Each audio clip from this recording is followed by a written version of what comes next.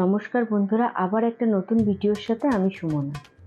গীতার প্রথম অধ্যায়ের 25টা শ্লোকের বিশ্লেষণ আমি আগের ভিডিওগুলোতেই করেছি। আশা করি আপনাদের ভিডিওগুলো ভালো লাগছে।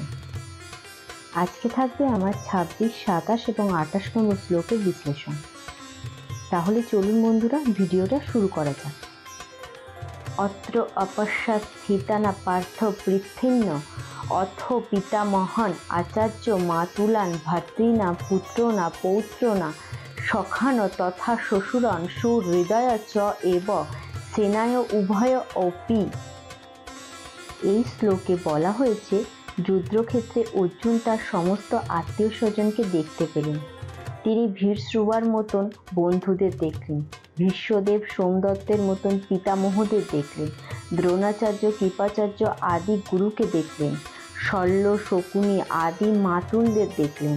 এছাড়াও তিনি দুর্যোধনের মতন ভাইদের দেখতে পেলেন, অশ্বত্থামার মতন বন্ধুদের দেখলেন, কৃতবর্মার মতন শুভাকাঙ্ক্ষীকে দেখতে পেলেন।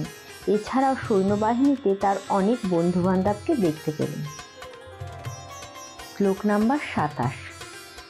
তন সমীক্ষা স কুন্তেয় সর্বানা বন্ধুনা অবস্থিতান কৃপায় পরায় অবিষ্ঠিতা বিষদান হৃদয়ম অব্রবীত। এই শ্লোকে বলা হয়েছে, যখন কুন্তিপুত্র অর্জুন যুদ্ধের রণাঙ্গনে উপস্থিত হয়ে তার অতি প্রিয় বন্ধু এবং আত্মীয় স্বজনদের দেখলেন, তখন তিনি অত্যন্ত করুণ এবং বিষণ্ণ হয়ে বললেন। শ্লোক নাম্বার 28।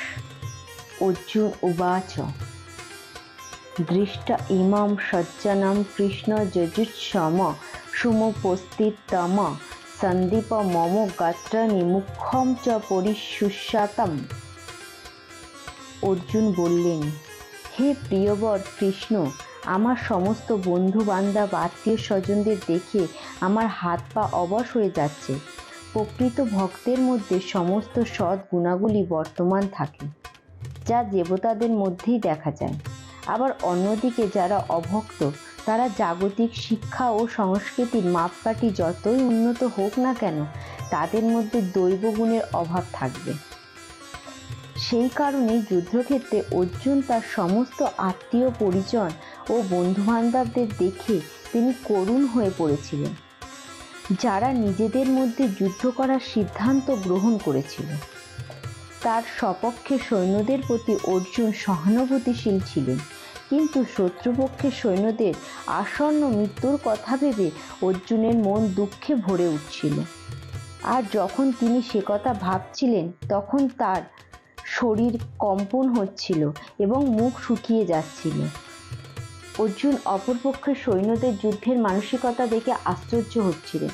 আসলে অর্জুন রক্তের সম্পর্কে সম্পর্কিত সমস্ত আত্মীয় স্বজনরাই তার সঙ্গে যুদ্ধ করতে এসেছিলেন। অর্জুনের মতন একজন দয়ালু ভক্তকে এই সমস্ত কিছুই বিচলিত করছিল। অর্জুনের শরীরে কেবল কম্পন হচ্ছিল তাই নয়, তার মুখও শুকিয়ে যাচ্ছিল এবং তিনি করুণভাবে কেঁদে ফেলছিলেন। অর্জুনের এই ধরনের আচরণ তার দুর্বলতার প্রকাশ নয়, তা হচ্ছে তার মন যে নরম প্রকৃতির, এটা তারই প্রকাশ, যা ভগবানের শুদ্ধ ভক্তের একটা বৈশিষ্ট্য। তাই বলা হয়েছে, ভগবানের প্রতি যার অচল ভক্তি আছে, তিনি ভগবানের সমস্ত মহৎ গুণের দ্বারা পরিপূর্ণ।